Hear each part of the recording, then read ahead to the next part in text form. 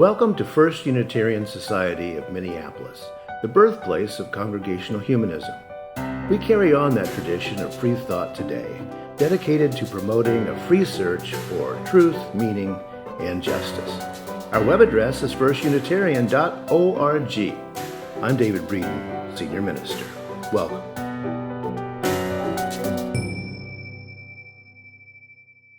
As Rev Kelly mentioned earlier, our assembly theme this month is renewing commitment. And today it turns out that this is an excellent day for the topic of commitment. For one thing, the fact that so many of us are here after losing an hour of sleep is a fine demonstration of commitment. And the fact that our congregation is still here and functioning and thriving on the 2-year anniversary of that first pandemic shutdown. That really speaks to commitment. And the churn of world events also makes it a good time to reflect on to whom and to what we are committed and why. One of the complicated things about commitments is that though they sound solid and reliable and maybe even eternal, making a commitment is actually taking a risk. Committing to a friendship or to a marriage or to a congregation. Committing to an ideal or to a deeply held value, or to a newborn child. These are all leaps of faith.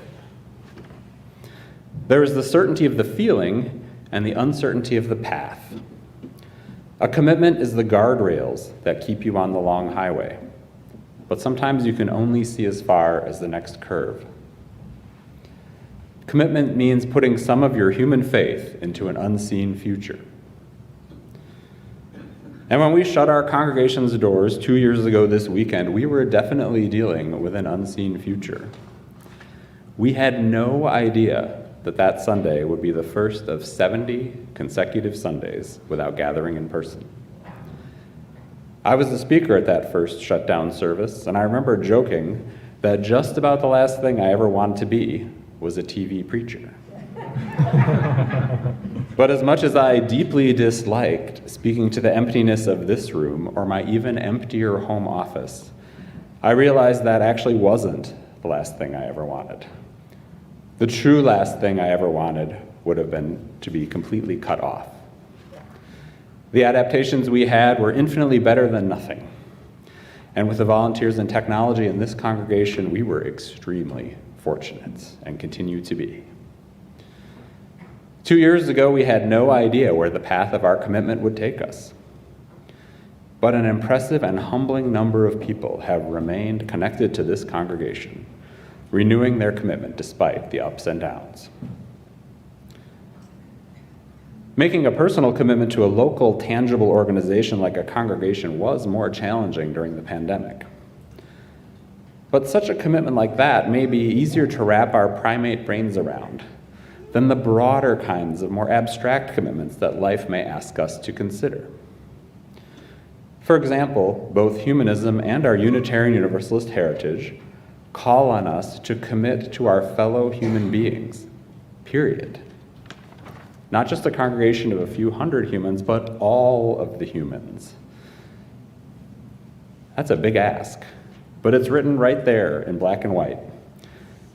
The most recent Humanist Manifesto from 2003 calls for peace, justice, and opportunity for all, with zero restrictions on that all. Similarly, the 6th UU principle, which we heard earlier, affirms and promotes the goal of world community with peace, liberty, and justice for all. Like our Universalist ancestors, who believed that every single person was going to heaven no matter what, contemporary UU thinkers are serious when they say all. All means all. But after living through 2 years of much pandemic-related overwhelm, 2 years that weren't even over when a harrowing new war started, is this kind of commitment really possible? Can all really mean all? To whom can we be committed when the world hurts everywhere, everywhere, everywhere? It's a lot. It's been a lot, and it's going to continue to be a lot. How might we stay grounded in the face of such daunting challenges? How might our small individual selves think about being committed to all? As a first answer, I will offer a word that I find helpful, and it's the most important word I learned in seminary.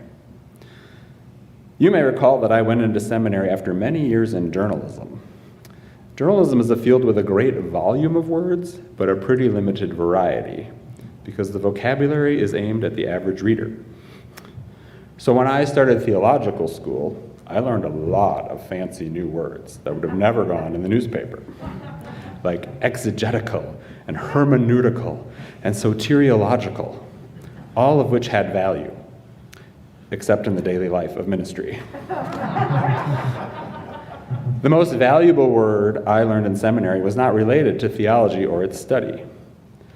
It was the word finitude. Finitude. It's sometimes pronounced finitude, but I learned it as finitude. And it simply means the quality or state of being finite, of not being unlimited. The word for me has been a helpful reminder that though the world's needs seem infinite, we are not. We're not helpless, but we're not omnipotent, and we're not infinite. And I think it's healthy to have that as a starting point when we contemplate commitment to all. Another helpful place to start is to not be daunted by ideals. Justice for all is very lofty. And why not aim high so we don't leave anyone out? But such a big goal can deflate us before we start. When a task seems too big, I'm reminded of this line from ancient rabbinical teachings. You are not obligated to complete the work, but neither are you free to desist from it. I'm also inspired by the countless civil rights leaders who knew and still know that profound change takes generations. There is value in starting, even if you can't see the end, and there's value in keeping going. And as we consider the breadth of our commitments, another thing that I think is helpful to remember, to acknowledge and perhaps concede, is that there are great numbers of people who are not committed to the well-being and justice for all. For starters, quite a few people are extraordinarily committed to themselves, even writing famous books with titles like The Virtue of Selfishness. Most people aren't that extreme, of course. More commonly, many people choose to limit their commitment to the circles of various sizes that they find themselves in. Families, neighborhoods, communities, political parties, affinity groups, nations. There's a lot of practical appeal to this kind of limited concern. It can be less exhausting and more fulfilling than trying to care for all. And there can be a lot of reinforcement for the choice to limit your commitment. For example, there are plenty of religious movements that are the opposite of those universalists. Movements that believe out of 7 billion humans, only a tiny fraction, a chosen few, are blessed and saved. Why commit to folks outside your group when they're probably going to hell anyway? Limited commitment thinking also gets a big boost from capitalist-driven consumer culture. The message is, buy what you desire. And don't think too much about it. Don't think about the climate impact on millions of people around the world. Don't think about what happens in the Chinese factory where your object was made, or what happens in China as a whole. It's more complicated than that, of course, because there are enormous systems causing these problems, regardless of our individual choices. But not caring is a fashionable stance right now. Recently, the California billionaire Chamath Palihapitiya got in trouble for a podcast in which he declared, "Nobody cares about the Uyghurs." He was talking about the Olympics in totalitarian China, where the Uyghurs are a minority group that has faced re-education and genocide. Nobody cares about the Uyghurs. In one simple phrase, Palihapitiya dismissed those who do care about the Uyghurs, and he highlighted the reality that for most of the world, their plight is not enough to disrupt business as usual with China. The message of a consumer-driven society is don't care too much and don't commit to too many people or to too many principles, because such commitments can get in the way of material desires and greed. Compassion is actually countercultural. And as we've seen, the war on Ukraine is raising all kinds of questions and quandaries about commitments and business as usual. A semi-famous Senate candidate in Ohio declared at the start of the war, "I don't really care what happens to Ukraine one way or another."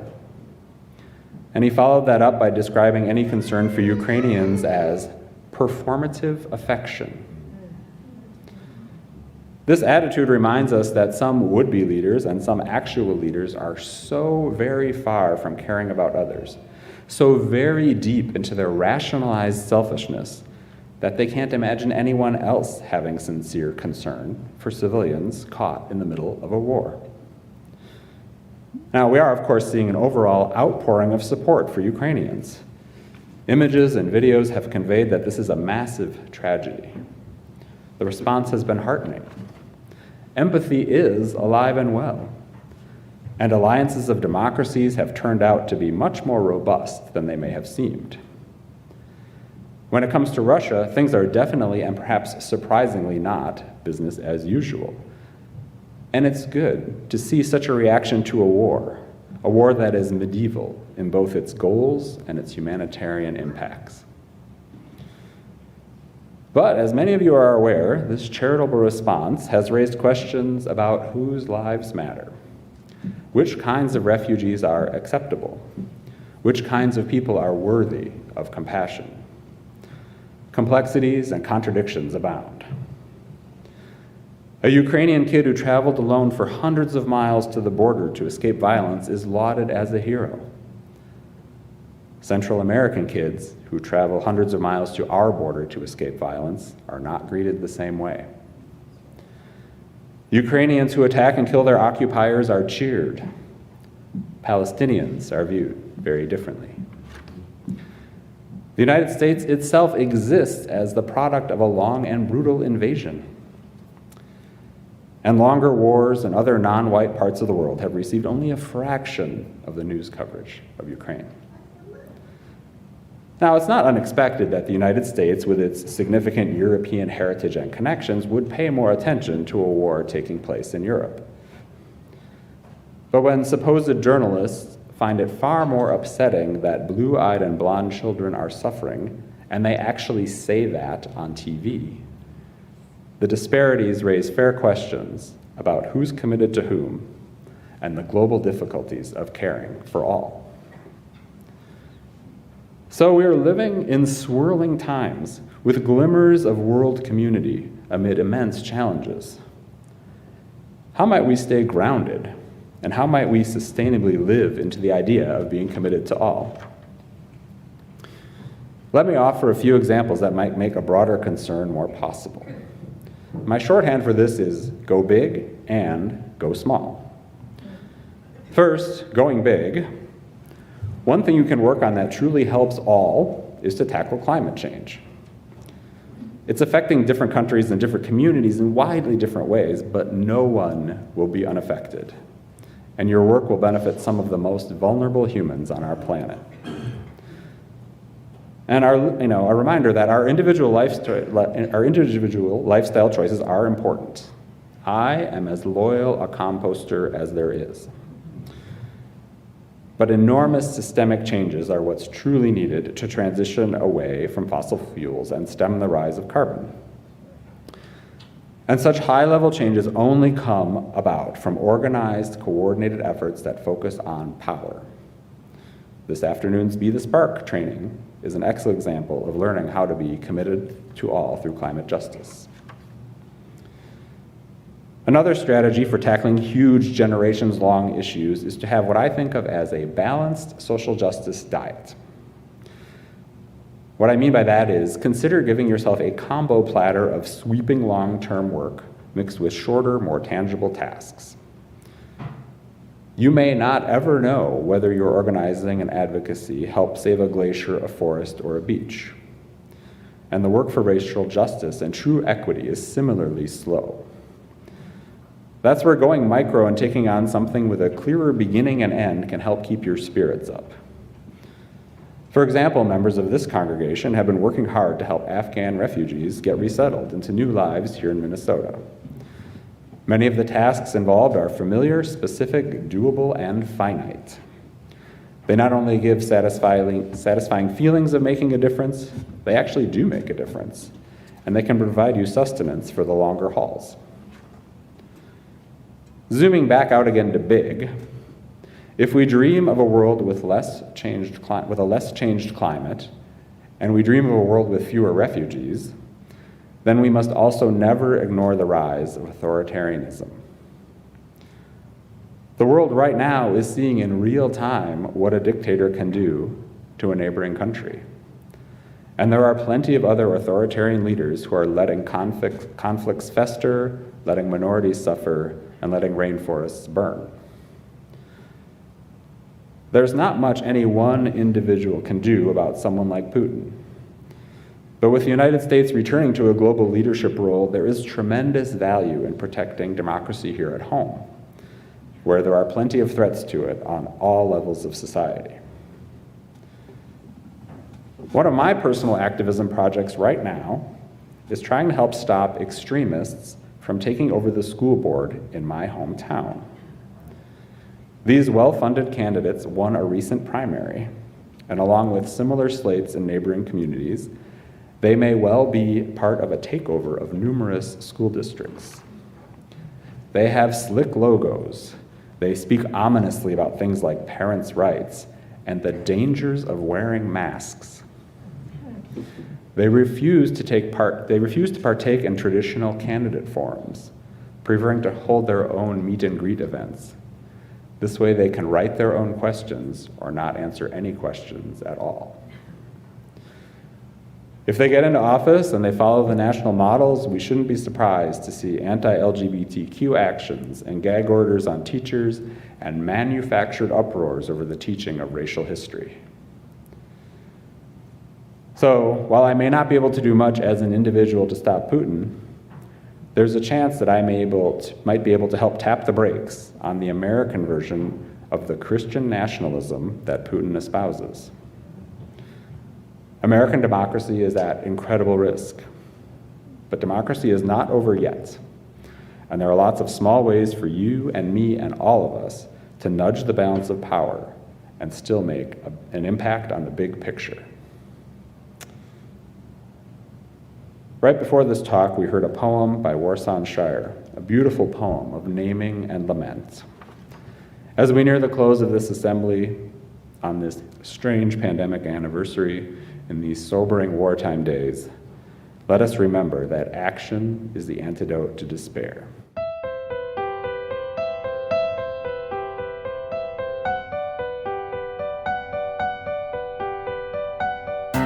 Thanks for listening.